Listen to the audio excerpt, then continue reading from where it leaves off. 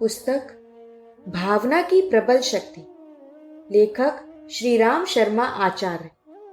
गायत्री मंत्र हमारे साथ साथ। ओम भूर्भुवः स्वः तत्सवितुर्वरेण्यं भर्गो देवस्य धीमहि धियो यो नः प्रचोदयात्। शक्ति का स्रोत है भगवान। मित्रों, मनुष्य जीवन का सबसे बड़ा लाभ भगवान को प्राप्त करना है। मैं नहीं समझता कि इससे भी बड़ा कोई लाभ हो सकता है। असल में जितने भी लाभ हैं, जितनी भी क्षमताएं हैं, जितनी भी सामर्थ्य हैं, उन सबका केंद्र एक शक्ति का स्रोत है जिसको हम भगवान कहते हैं। जनरेटर कहाँ लगे हुए हैं? यहाँ से बहुत दूर रुड़की के पास बहदराबाद पथरी नाम की जगह है। वहाँ बिजली घर बने हुए हैं। यहाँ जो बत्तियाँ जल रही हैं, माइक चल रहे हैं, एम्पलीफायर में से बोल रहे हैं, वह सारी बिजली वहीं से आ रही है। इसी तरह मनुष्य के पास जो भी चीज है, सारे के सारे विश्व में जड़ में चेतना का जो चमत्कार है वह भगवान का है। चेतना एक ही है भगवान के पास। उसके अंश जितने भी हमारे पास आ जाते हैं, उसके हिसाब से हम मजबूत, ताकतवर, संपत्तिवान और ज्योतिर्वान बन जाते हैं। भगवान की क्षमताएं जितनी हमारे भीतर कम होती हैं, उतने ही हम कमजोर बने रहते हैं, दुर्बल बने रहते हैं, दीन दुर्बल बने रहते हैं, असहाय बने रहते हैं। और जब ये क्षमताएं हमारे भीतर पर्याप्त मात्रा में इकट्ठी हो जाती हैं, तब फिर हम देव पुरुष बन जाते हैं, फिर हम अवतार हो जाते हैं, फिर हम महामानव हो जाते हैं, फिर हम देवात्मा बन जाते हैं और तब अंत में हम भगवान हो जाते हैं। कब? जब भगवान की शक्तियां हमारे पास आ जाती हैं, अंदर समाविष्ट हो जाती हैं। सामर्थ्य की कीमत पर संपदा मिलती है। इसलिए करना क्या है? मनुष्य के जीवन का सबसे बड़ा पुरुषार्थ, परम पुरुषार्थ यह माना गया है कि हम ऐसी शक्ति के साथ में अपना संबंध मिला लें जहां से जा करके प्रचुर मात्रा में सामर्थ्य और उसके साथ साथ में संपत्ति मिलती रहे। सामर्थ्य की कीमत है संपत्ति। आपके शरीर में सामर्थ्य है तो मजदूरी कीजिए और पैसा कमाइए। आपका चेहरा अच्छा है, हट्टे कट्टे हैं, जवान है, हम ब्याह करेंगे। अच्छा साहब, आप ब्याह कर लीजिए, कोई हर्ज नहीं। परंतु यदि आपकी सामर्थ्य चली जाए, बुढ़ापे में सब बाल झड़ जाएं और तब कहें कि हमारा ब्याह कर दो साहब, तब लोग कहेंगे कि चल चल, बुढ़े को शर्म भी नहीं आती है। अरे साहब, जैसे और आदमी वैसे वे हैं, दोनों ही कमाते हैं। देखिए, उसका भी तो ब्याह हो गया है, हमारा भी ब्याह करा दीजिए। नहीं, आपका ब्याह नहीं हो सकता, क्योंकि आप बुढ़े हो गए हैं, आपके झुर्रियां पड़ गई हैं, आपके दांत उखड़ गए हैं, आपका चेहरा बुढ़ा हो गया है। अब आपका ब्याह नहीं हो सकता। नहीं साहब, हमारा भी ब्याह रचा दीजिए। नहीं बेटे, सामर्थ्य ही सब कुछ है। सामर्थ्य की कीमत पर संपत्तियां आती हैं और दुनिया में सामर्थ्य का पुंज एक ही है, भगवान। हम उसी की सामर्थ्य से सब काम करते हैं। दुनिया में जितना भी पानी भरा हुआ है, सब समुद्र की अमानत है। समुद्र में से बादलों में आता है, बादलों में से नदी और तालाब में भर जाता है। सारी की सारी सामर्थ्य भगवान में भरी पड़ी है।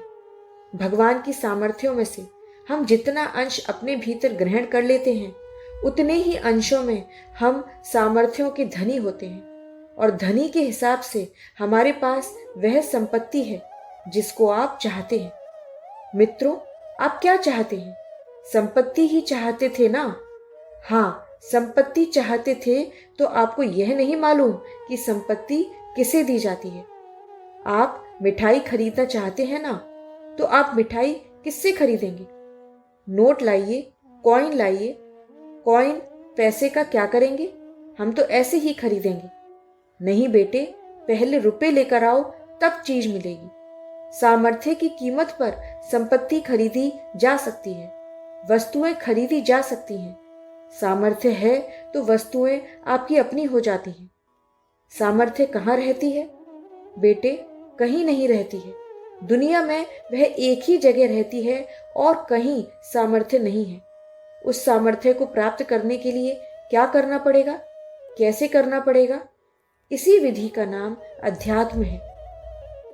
अध्यात्म की शुरुआत यहां से। अध्यात्म को हम दो हिस्सों में बांट सकते हैं। बच्चों को अध्यात्म हम बताते हैं, वह दो चीजों से हम पढ़ाते हैं। एक का नाम है पूजा, एक का नाम है पाठ। बालकों की शिक्षा हम यहां से आरंभ करते हैं। अच्छा साहब, पूजा क्या होती है और पाठ क्या होता है? बेटे, जबान से जो कुछ भी उच्चारण किया जाता है उसका नाम पाठ है। मसलन आप जप करते हैं तो वो पाठ हो गया। जब आप रामायण पढ़ेंगे तब हम उसे पाठ कहेंगे। जीभ से जो कुछ भी बोला जाएगा, जीभ से जो कुछ भी उच्चारण किया जाएगा, वो सब पाठ में आ जाएगा। और पूजा में क्या आएगा? पूजा में शारीरिक क्रियाएं एक और वस्तुएं दो आती हैं। इन दोनों को हम पूजा में शुमार करेंगे। जैसे आप आरती उतारते हैं, आरती में हाथों को चलाना पड़ता है और उसमें धूप बत्ती रखनी पड़ती है, दीपक रखना पड़ता है और घी जलाना पड़ता है, फूल चढ़ाना पड़ता है। वस्तुओं और क्रियाओं दोनों को जब मिला देते हैं तो यह क्या हो जाता है? तो यह पूजा हो जाती है। मित्रों, पूजा और पाठ आरंभिक विद्यार्थी को हम यही सिखाते हैं। खड़िया और पट्टी लेकर के बच्चों को हम यही सिखाते हैं। इससे पहले पढ़ाई आरंभ नहीं हो सकती। पूजा और पाठ दोनों आवश्यक हैं। बेटे, मैं पूजा और पाठ का मखौल नहीं उड़ाता, कलम और पट्टी का मखौल नहीं उड़ाता। उड़ाऊंगा तभी जब तू एमए का विद्यार्थी होगा और जब खड़िया, मिट्टी का, बुद्ध का और पट्टी लेकर आएगा तब मैं मखौल उड़ा सकता हूँ। आज तो मैं कैसे उड़ाऊंगा? आज तो मैं कहूंगा कि पट्टी लाइए और मैं तुझे बताऊंगा। बेटे, पूजा और पाठ मैंने जिंदगी भर सिखाए हैं और अभी जिंदगी भर सिखाऊंगा। गुरुजी, उस दिन तो आप पूजा पाठ का मखौल उड़ाते थे। बेटे, मखौल उड़ाता था तब जब मैंने यह समझ लिया था कि तू एमएससी का विद्यार्थी है। तब मैंने तुझसे यह कहा था कि बेटे, फाउंटेन पेन और कॉपी लेकर के आना। अब तू जवान है, इसलिए जवान के ढंग से यह कहता हूँ कि तुझे कॉपी की जरूरत है, पेन की जरूरत है। अब तुझे पट्टी की जरूरत नहीं है। तब तू बच्चा था, इसलिए बच्चे के ढंग से पढ़ाया था। अब अगर तू पट्टी और खड़िया लेकर के आएगा तो मखौल उड़ा सकता हूँ। पूजा पाठ प्रारंभिक कक्षाएं। साथियों, पूजा पाठ प्रारंभिक है और आवश्यक है। वह जिंदा रहना चाहिए और जिंदा रखना है। पूजा और पाठ की प्रक्रिया को मैं दुनिया से नष्ट नहीं होने दे सकता। क्यों? क्योंकि यह सारा संसार अभी बालकों से ही भरा पड़ा है। शुरुआत हमको वहीं से करनी पड़ेगी, आगे चलना तो वहीं से पड़ेगा। समझदारी आने पर अगला पाठ। मित्रों, जब आप जानकार हो जाएंगे, समझदार हो जाएंगे, जब आप समझदारी में प्रवेश करना शुरू करेंगे, तब मैं आपको वास्तविकता समझाऊंगा। तब मैं आपसे यह कहूंगा कि आपको क्रिया योग के साथ साथ भाव योग का समन्वय करना चाहिए। पूजा और पाठ का विकसित स्वरूप योग और तप है। पूजा पाठ के साथ साथ आपको इन दोनों का भी समन्वय करना चाहिए। योग किसे कहते हैं? योग को क्रिया के रूप में जब आप मुझसे पूछताछ करना शुरू करेंगे तब मैं उन बातों को बताना शुरू करूंगा। कौन सी बात? वही नेति, धोती, वस्ती, वज्रोली, कपालभाति आदि ये सारी बातें आपको बता सकता हूँ। कब? जब आप मुझसे क्रिया के रूप में पूछेंगे तब। लेकिन अगर आप मुझसे यह पूछेंगे कि आप इसकी फिलॉसफी बताइए, इसके कारण बताइए, इसकी वजह बताइए, तब मैं फिर दूसरे तरीके से आपको समझाना शुरू करूंगा। फिर मैं योग की व्याख्या क्रिया कृत्यों के रूप में नहीं कर सकता। फिर मैं आपको न्योली की शिक्षा नहीं दे सकता। फिर मैं आपको सर्वांगासन की शिक्षा नहीं दे सकता।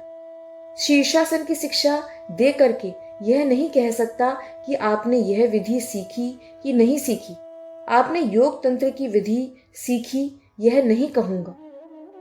भाव भूमिका में प्रवेश, परमात्मा से योग। मित्रों, फिर मैं यह कहूँगा कि भाव भूमिका में प्रवेश करने के पश्चात जब योग की व्याख्या की जाती है तो उसका मतलब होता है जोड़ देना। योग मीन्स जोड़ देना। किसके साथ जोड़ देना? भगवान के साथ जोड़ देना। भगवान के साथ जब हम अपने आप को जोड़ देते हैं तब उसका नाम योग होता है। आपको जो हम उपासना सिखाते हैं उसका भी मतलब वही होता है। उपासना का अर्थ क्या होता है? शब्द कोशों में उप कहते हैं पास को और आसन माने बैठने को कहते हैं। पास पास बैठ जाने का अर्थ उपासना होता है, जो प्रार्थना से एक कदम आगे है। भगवान के पास बैठ जाना यह शुरुआत है और दोनों का समन्वित हो जाना, दोनों का मिल जाना, दोनों का जुड़ जाना, दोनों का एकाकार हो जाना योग है। योग का अर्थ, भावनात्मक अर्थ फिलॉसफी के साथ होता है मिल जाना। कैसे मिल जाना? क्या भगवान के साथ मनुष्य को मिलाया जा सकता है? हाँ बेटे, मिलाया जा सकता है। भगवान के साथ हम उसी तरीके से मिल सकते हैं जैसे दो चीजें मिल करके एक हो जाती हैं। उसी तरीके से हम और भगवान एक हो सकते हैं। अर्थात या तो भगवान हमारे जैसा होगा या फिर हम भगवान जैसे हो जाएंगे। दो में से एक बात हो जाएगी और हम योगी हो जाएंगे, मिल जाएंगे। तब या तो भगवान इतना घटिया हो जाएगा जैसे कि हम हैं, या फिर हम भगवान जैसे बड़े हो जाएंगे, मिल जाएंगे। फिर दो नहीं रह सकते, एक हो जाएंगे। नाला मिला गंगा में। मित्रों, योगी बनने की आध्यात्मिक प्रक्रिया यही है कि जैसे नाला गंगा जी में शामिल हो जाता है तो नाला खत्म हो जाता है, गंगा बाकी रहती है। नाला अपनी सारी की सारी क्षमता, अशुद्धता, स्वरूप, इच्छा, नाम, रूप सब कुछ खत्म कर देता है और गंगा जी में शामिल हो जाता है। परिणाम क्या होता है? गुरुजी, उसको तो बड़ा नुकसान हो गया। हाँ बेटे, बड़ा नुकसान हो गया। नाला बेचारा मारा गया, बेचारा किसी काम का नहीं रहा। नाले का नाम भी इस दुनिया से चला गया, खत्म हो गया। नहीं बेटे, नाला खत्म नहीं हुआ, वह जिंदा है, केवल परिष्कृत हो गया। परिष्कृत होकर के अब उसका नाम गंगा है। कल तक लोग उससे घृणा करते थे, नफरत करते थे, क्योंकि उसका पानी गंदा था। अब जबकि नाला गंगा जी में शामिल हो गया और गंगा जी में शामिल होने के बाद में उसका पानी भी गंगा जल हो गया, तो लोग उसमें स्नान करते हैं, आचमन करते हैं। किसका? जन्म शतभ्यम पीतवा। इसी गंदे नाले के पानी से लोग नहा रहे हैं, पानी भरकर ले जा रहे हैं, शंकर जी पर चढ़ा रहे हैं। तू भी उसमें से लोटे में भरकर ले जाना और देखना कि यह पानी खराब हो जाएगा क्या? खराब नहीं हो सकता। अब यह सड़ेगा नहीं। क्यों? क्योंकि अब यह गंगा जी में शामिल हो गया। सामीप्य का चमत्कार। मित्रों, जब हम अपने व्यक्तित्व को, अपनी हस्ती को भगवान में शामिल कर देते हैं तब हम योगी हो जाते हैं। तब मिलने का नाम योगी है। जैसे नदी और नाला मिल जाते हैं, बूंद और समुद्र मिल जाते हैं, बस हम उसी तरीके से एक हो जाते हैं। चंद्रमा सूरज के नजदीक होता है और उसकी किरणों से प्रभावित होकर चमकने लगता है। चंद्रमा में चमक है? चंद्रमा में कोई चमक नहीं है, वह मिट्टी का लोंदा है। जैसे हमारी जमीन मिट्टी की बनी है, वैसे ही चंद्रमा मिट्टी का बना हुआ है और सूरज का प्रकाश ग्रहण करने के पश्चात वह चमकने लगता है, जीवंत हो उठता है। पारस के नजदीक जाकर के लोहा सोना हो जाता है।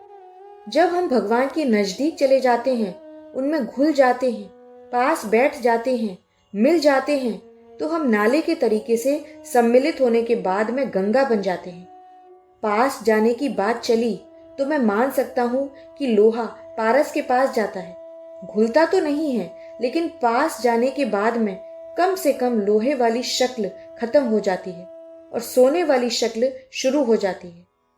बच्चे के हाथ में डोरी के साथ लगी हुई पतंग हवा के साथ शामिल होने के बाद आसमान में उड़ती हुई कितनी ऊंची चली जाती है। धूल के कण और धूल के जर्रे हवा के साथ शामिल होने के बाद कहाँ तक चले जाते हैं?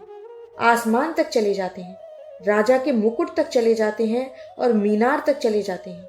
यही धूल के कण पहले चल नहीं सकते थे, ठोकरें खाते थे। लिपट जाएं भगवान से। साथियों, हम भगवान के साथ शामिल होने के पश्चात पतंग के तरीके से ऊंचे चले जा सकते हैं। धूल के कणों के तरीके से हवा के साथ शामिल होने के पश्चात कितने ऊंचे उठते हुए चले जा सकते हैं।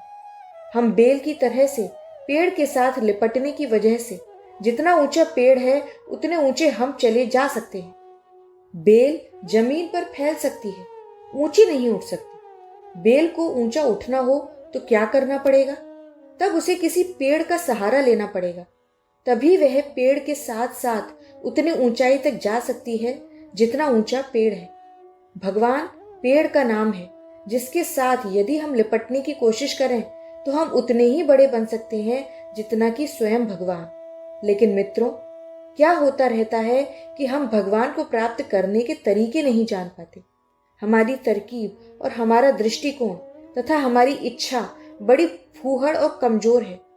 क्या इच्छा है? हम भगवान को थोड़ा सा प्रसाद चढ़ाना चाहते हैं, धूप बत्ती चढ़ाना चाहते हैं, नाम लेना चाहते हैं। और क्या करना चाहते हैं? बस यही करना चाहते हैं, नाम लेना चाहते हैं। हमारे पंडित जी ने बताया कि नाम लिया करो, और क्या करेंगे? हाथ से फेरा फेरी करेंगे, चावल रखेंगे, रोली रखेंगे, दक्षिणा रखेंगे, प्राणायाम करेंगे, न्यास करेंगे, माला पहनाएंगे। अपनी मर्जी से चलाएंगे भगवान को।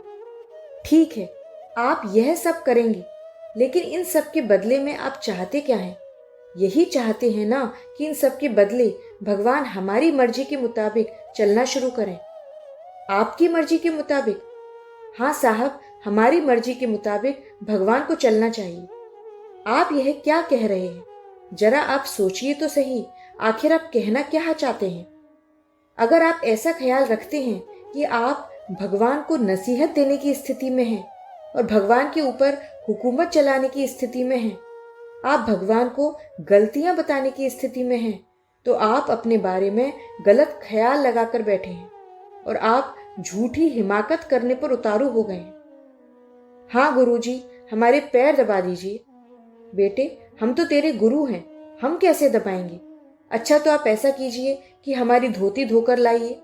बेटे, हम तेरे गुरु हैं, हमारी धोती तू धोकर ला। वाह गुरुजी, हमने तो इसीलिए आपको गुरु बनाया था कि आप हमारी धोती धोइए। बेटे, ये तो तू गलती करता है, तू हमारे साथ गुस्ताखी से पेश आता है। अच्छा, तो आप ऐसा कीजिए, हमारी तेल मालिश कर दीजिए। धत तेरे की, तू बड़ा पागल आदमी मालूम पड़ता है। तुझे यह नहीं मालूम कि हम तेरे गुरु हैं और तू हमारा चेला है। हाँ गुरुजी, चेला हूं, इसीलिए तो चलाता हूं। नहीं बेटे, चेला कभी नहीं चला सकता।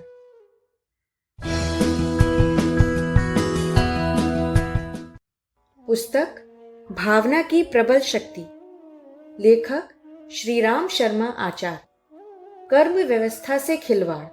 मित्रों, गुरु वह होता है जो सिखाता है और शिष्य उसे कहते हैं जो सीखता है।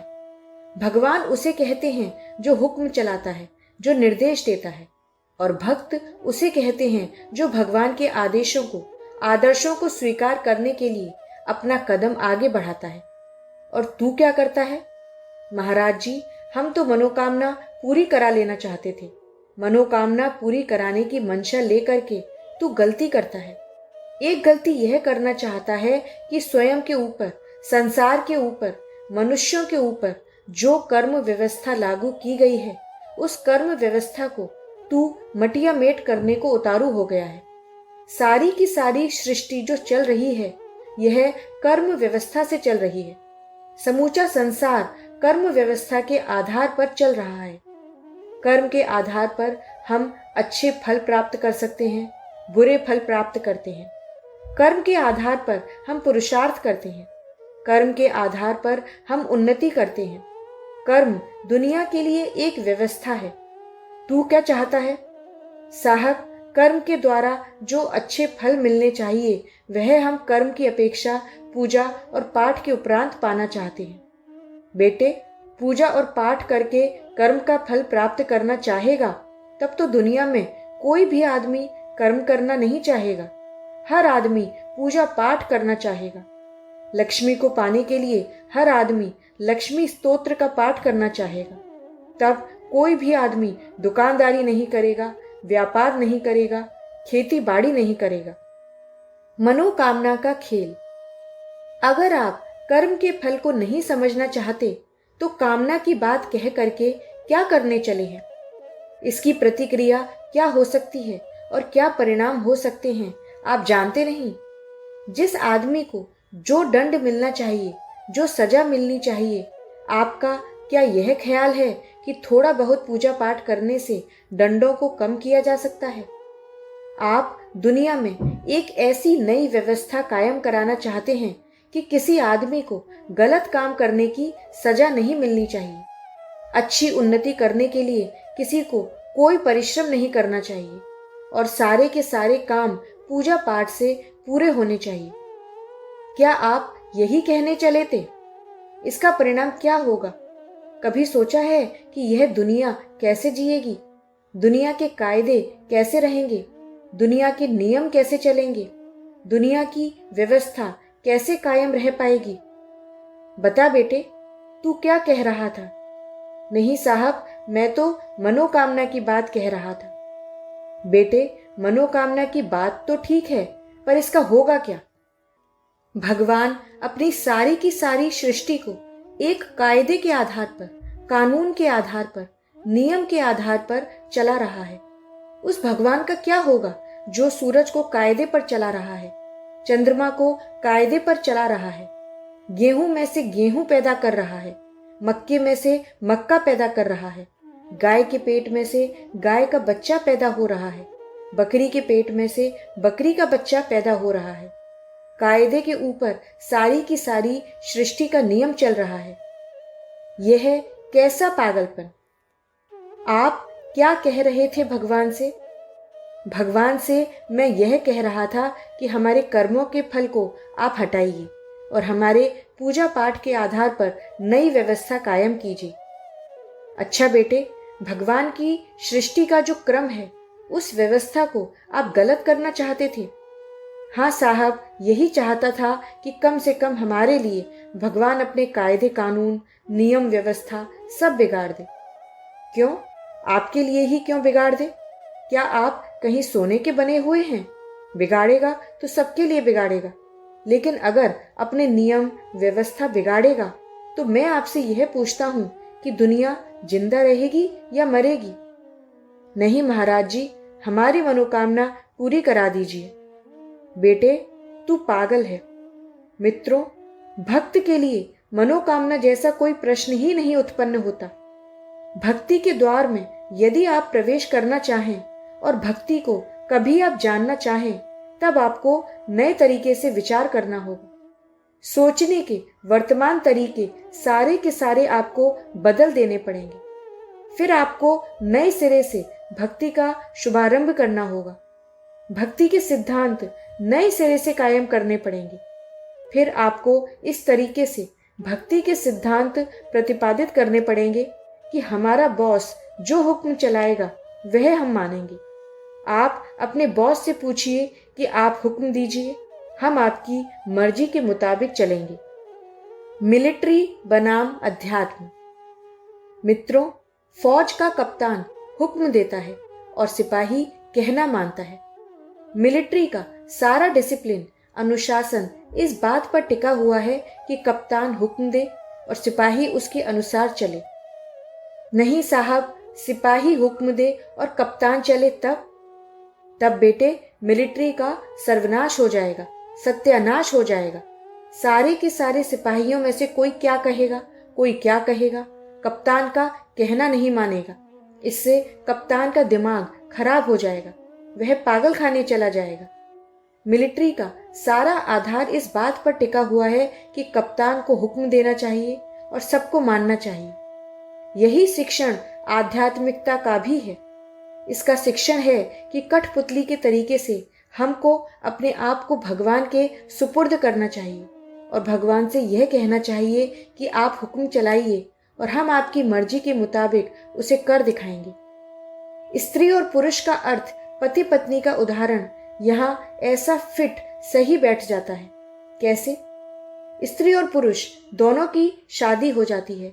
स्त्री अपनी हया और शर्म, इज्जत और आबरू, मन की इच्छा, रहन सहन का तरीका अपने मर्द के कहने के अनुसार बदल देती है और मर्द अपने पास जो संपत्ति है, जमीन जायदाद है, अपना वंश, गोत्र, सब कुछ स्त्री के सुपुर्द कर देता है।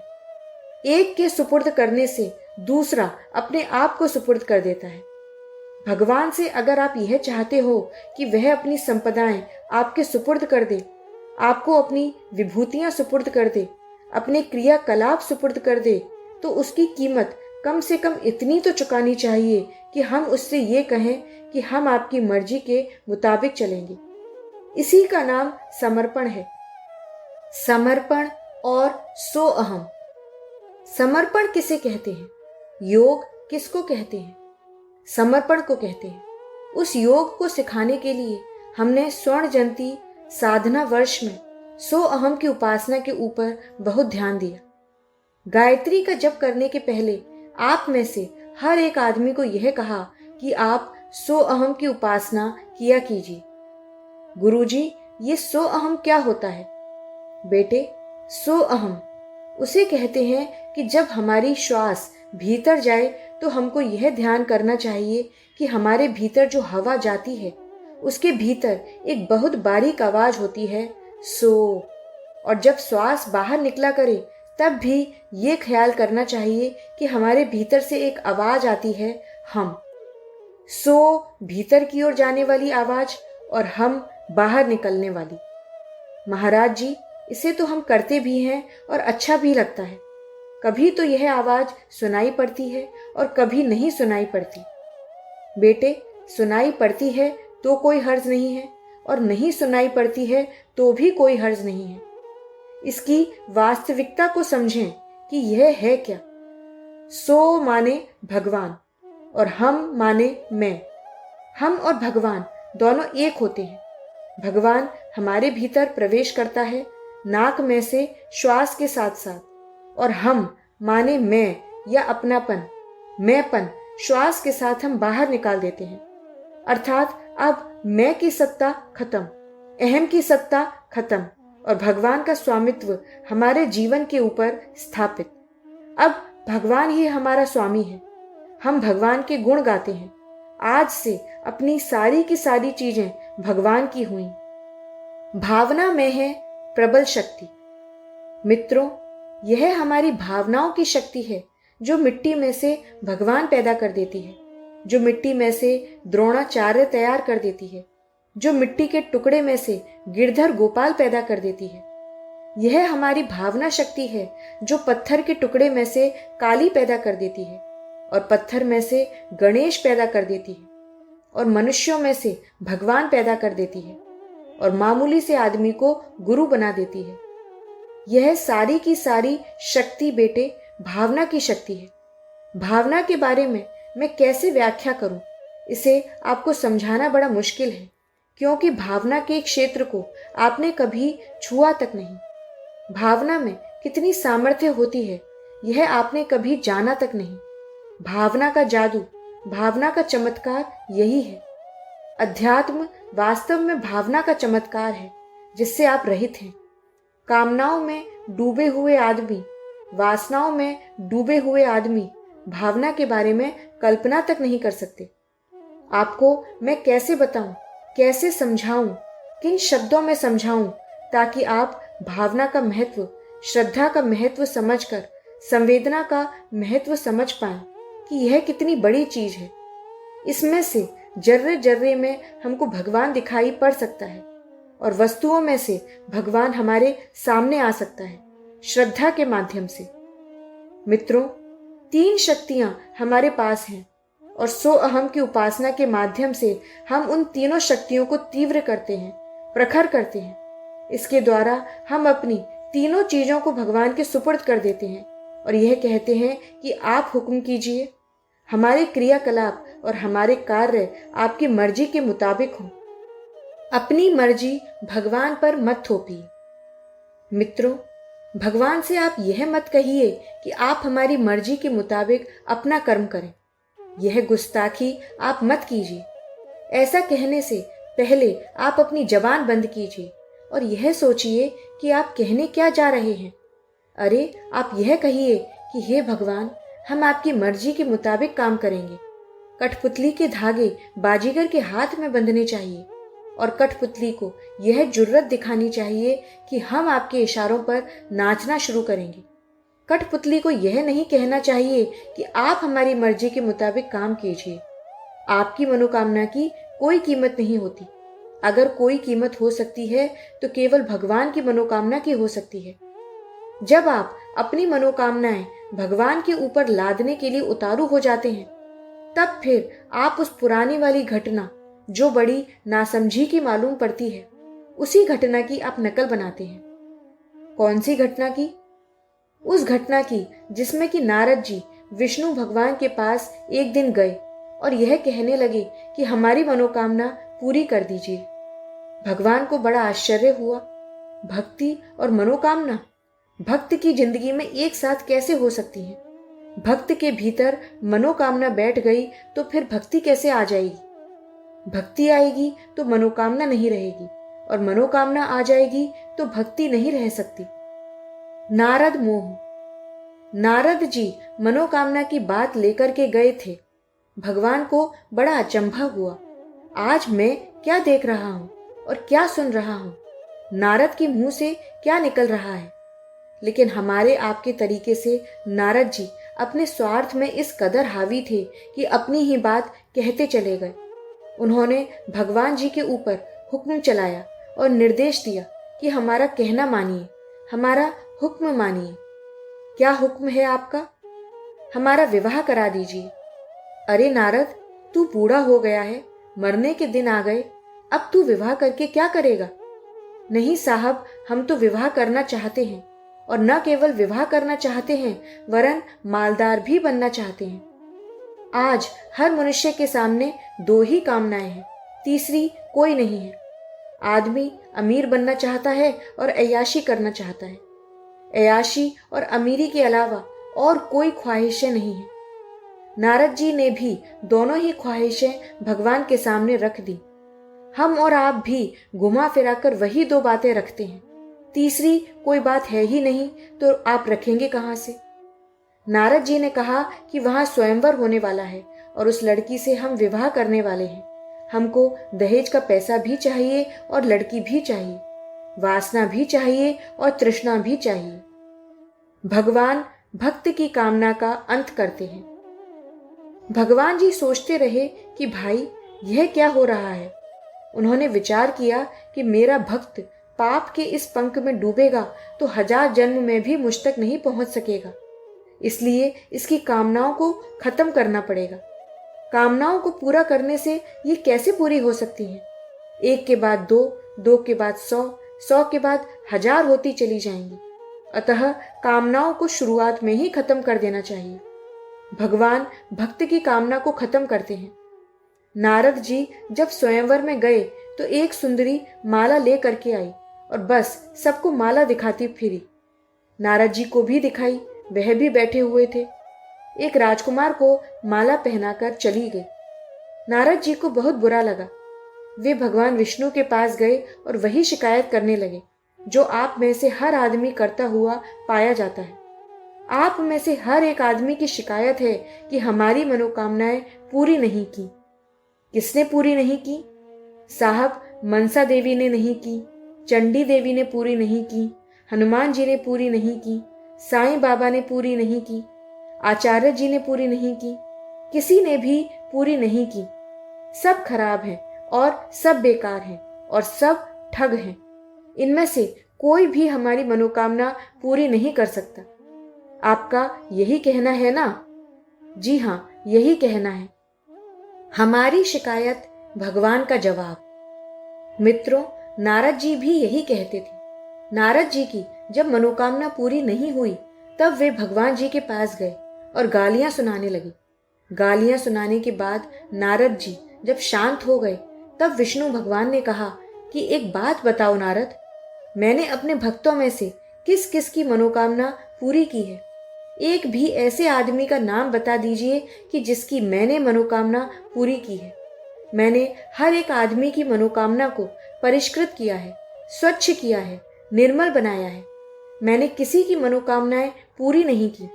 अगर मैं मनोकामना पूरी करने लगूंगा तो जैसे कमीने और घटिया आदमी हैं, उससे भी ज्यादा घटिया और कमीना मुझे बनना पड़ेगा। और लोगों के कहने के मुताबिक मैं ऐसा नहीं बन सकता। लोग मुझसे जो काम कराना चाहते हैं और जिस काम के लिए मेरा इस्तेमाल करना चाहते हैं, मैं उनको अपने आप का इस्तेमाल नहीं करने दूंगा। लोगों की मर्जी हो तो मेरे पास आएं और मर्जी ना हो तो अपने घर बैठें।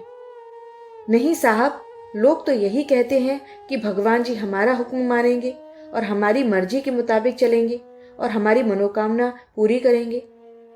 नहीं बेटे, ऐसा नहीं हो सकता। हाँ, यदि आप भगवान की मनोकामना पूरी करें तो शायद हो सकता है कि भगवान जी आपकी मनोकामना पूरी कर दें।